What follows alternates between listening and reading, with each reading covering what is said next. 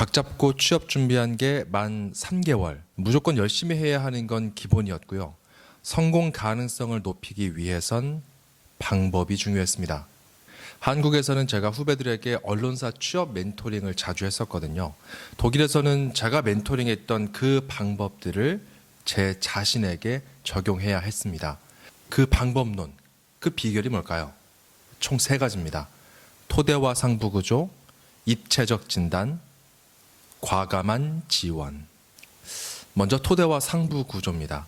마르크스가 토대가, 즉 하부 구조가 상부 구조를 규정한다고 말했잖아요.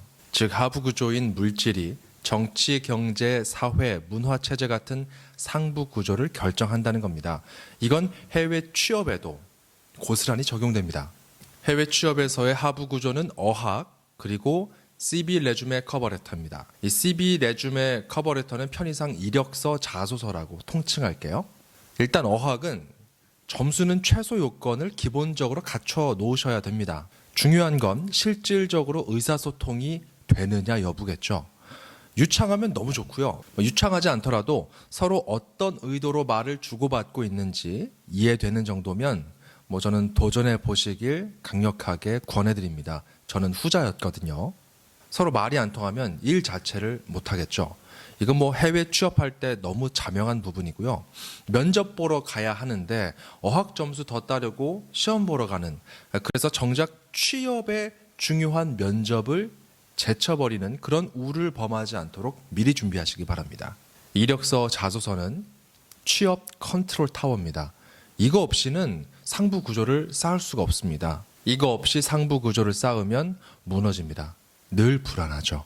취업에서 상부 구조는 실제로 지원하기, 스터디, 실기 훈련, 채용 설명회 참석, 대외 활동 이런 것들입니다. 이력서 자소서가 완성도 90% 수준에서 계속 업데이트되고 있지 않다면 어떤 다른 취업 준비를 하시더라도 이 마음 한 구석은 늘 불안하게 됩니다. 주위에 많이 보여주시고요. 여러분의 CV, 레주메, 커버레터 계속 첨삭을 받으시기 바랍니다. 이력서, 자소서 합격할 때까지 업데이트하세요. 면접에서도 마찬가지입니다. 아는 것만 대답하셔야 한다는 조언은 많이 들어보셨을 텐데요. 겪어봐서 아는 것을 아는 것이라고 표현할 수 있겠습니다. 내가 겪어본 일은 누가 갑자기 툭 물어보더라도 대본 없이 바로 답변할 수 있잖아요. 이력서, 자소서에 쓰신 이력들, 이전 직장이나 인턴십에서 거두신 성과들 중에 수치화시킬 수 있는 것들로만 추려서 제일 중요한 건 위로, 덜 중요한 건 아래로 배치하시길 바랍니다. CV와 레주메, 커버레터 작성할 때 말이죠. 이 CV랑 레주메, 커버레터는 각각 아이덴티티가 다르더라고요. 독일에서는 주로 CV랑 커버레터만 보는데요. 이건 제 블로그에다가 조금 더 자세하게 그 차이점을 정리해 두었으니까요. 설명란을 참고하셔서 조금 더 읽어보시길 바랍니다. 입체적 자기 진단. 일단 메타 인지 능력을 켜세요. 그 다음 스워트 분석에 들어갑니다.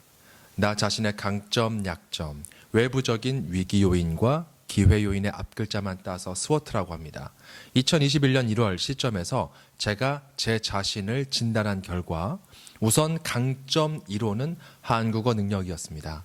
한국 키 어카운트 매니저 면접 때 함부르크, 아니 독일 통틀어서 제가 한국어 구사력은 최고입니다. 이렇게 강조했던 기억이 납니다. 제가 아나운서도 하고 또 뉴스 앵커로 일도 했으니까 이건 근거 있는 자신감이 되겠죠.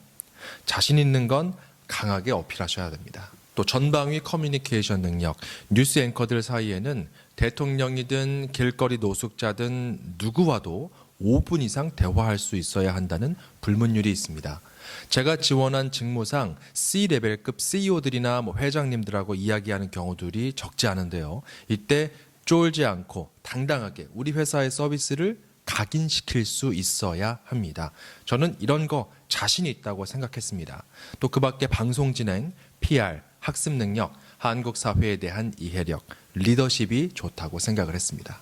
제 약점은 독일 경험이 없다는 거, 독일어가 좀 약하다는 거, 취업 준비 경험이 독일에서는 없었다는 거, 비즈니스 경력, 세일즈나 마케팅, 브랜딩 이런 경력이 없었다는 것이었습니다. 언론인들은 영업이나 마케팅, 브랜딩 같은 걸 직접 신경 쓸 필요가 없거든요.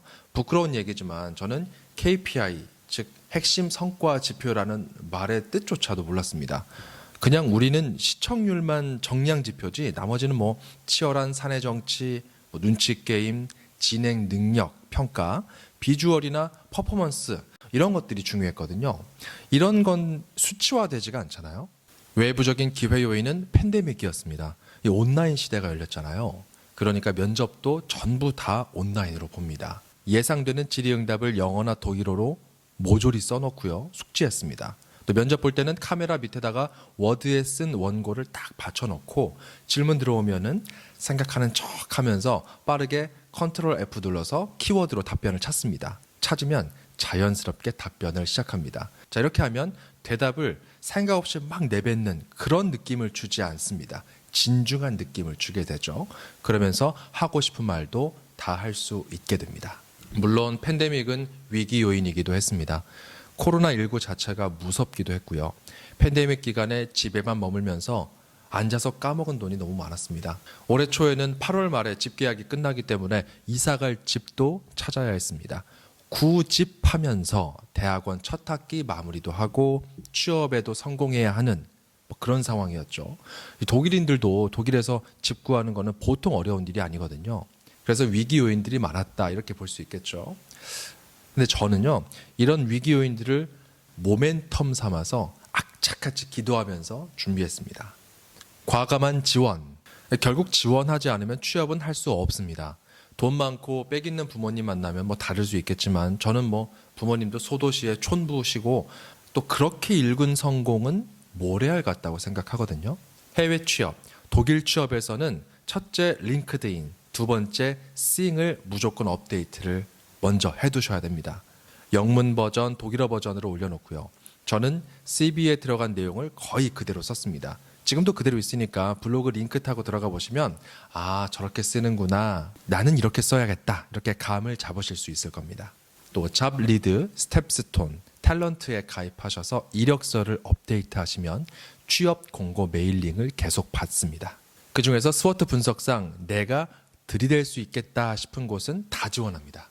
이건 생소한 직무인데 싶을 때는 유튜브를 보고 또 책을 읽어보면서 내가 할 수 있겠다 이런 판단이 들면 다 지원했습니다. 또 여러분 주위에도 내가 어느 회사에 지원하고 있다, 어떤 직무로 지원했다 알릴 수 있으면 알려보세요. 독일 기업, 해외 기업은 내부 직원이 추천해 주는 게 중요합니다. 저 같은 경우 스태티스타 한국 분석 주니어 리서처 자리에도 지원했었는데요. 그 계기가 제 대학원 동문 중에 제가 구직 중이라는 걸 알고 계신 분이 있었거든요.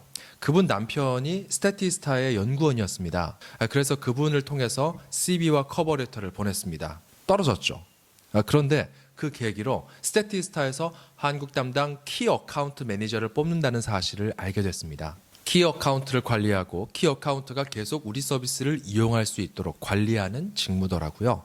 추가 서비스를 구매하도록 영업도 하고 뉴 비즈니스 세일즈, 마케팅, 나아가 브랜딩까지 책임지는 전천후 직업이었습니다. 링크드인에서 이 채용 공고를 올리신 컨트리 매니저님께 직접 다이렉트로 쪽지를 보냈어요. 아직 자리가 열려 있냐고요. 있다고 하시더라고요. 그래서 CV와 커버레터를 보내고 면접 기회를 달라고 요청했습니다. 컨트리 매니저와 면접을 했고요. 또 아시아 헤드와의 최종 면접까지 마친 후 합격했습니다. 나중에 들어보니까 컨트리 매니저, 그러니까 저희 팀장님인데요. 적극적인 사람을 찾고 있었더라고요. 그런데 마침 제가 너무 적극적으로 지원하니까 너무 좋았다고 후평하셨습니다. 제 대학 동기도 독일 회사에 다니고 있는데 이 친구는 외국계 회사 이력이 좀 있어요. 이런 말을 하더라고요. 내가 가고 싶은 회사, 희망하는 회사에 다니고 있는 해외 출신 직원을 링크드인에서 찾아보고 그 사람에게 연락해봐라. 정보를 구하거나 취업 노하우를 좀 알려달라고 그렇게 요청을 해봐라. 그 회사에 지원할 때 유의할 점 이런 것들도 물어보면 좋다 이거죠. 왜냐하면 그 사람도 그 직원도 해외 생활 뻔히 어려운 걸 아니까 이 동병상련의 심정으로 친절하게 도와주는 경우가 있다는 그런 꿀팁이었습니다.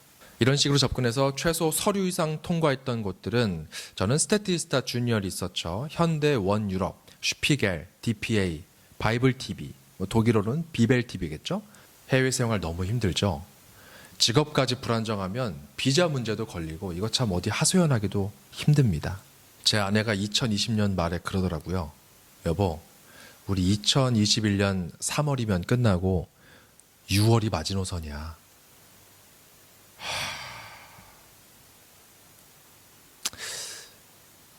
독일 들어온 지 1년이 조금 지났을 무렵에 아내가 우리 생활비가 다 떨어져 간다고 알려주더라고요. 큰아이는 초등학교 잘 다니고 있고 막내도 유치원 갓 적응하고 있는데 저도 뭐 대학원 첫 학기 이제 막 끝나가고 있는데 이제 좀 학생 인턴십이라도 시작해볼까?